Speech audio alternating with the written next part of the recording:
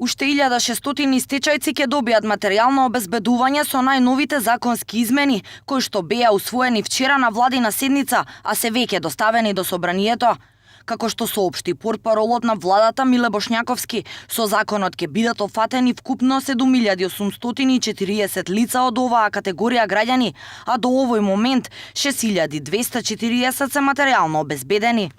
Знаете дека оваа категорија наши сограѓани со децении имаат проблем генерално во општеството да се социјализираат после тоа што им се случи во минатото, така што конечната бројка на стечени работници кои што ќе бидат згрижени ќе изнесува 7840.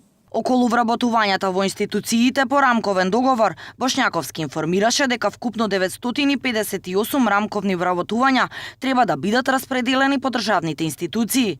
Постапката е комплексна, дел од овие вработувања се во тек, но треба да се усогласат решенијата, вели владиниот портпарол. Во Агенцијата за вработување би требало да се вработат 13, Агенцијата за катастар на недвижности 18, 11 во Државниот завод за ревизија, 26 во јавното обвинителство, например, 28 во клиничка болница во Тетово,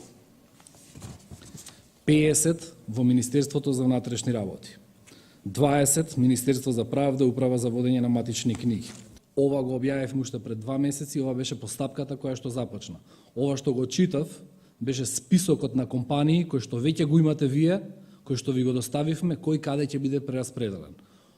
Повеќе од очигледно е, како што знаете, дека постапката е комплексна.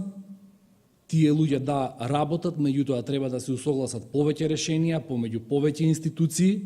Во врска со владината одлука за комунална депонија во општина Кичево, за која АД Елем треба да обезбеди место, Бошњаковски потенцира дека ова е само времено решение.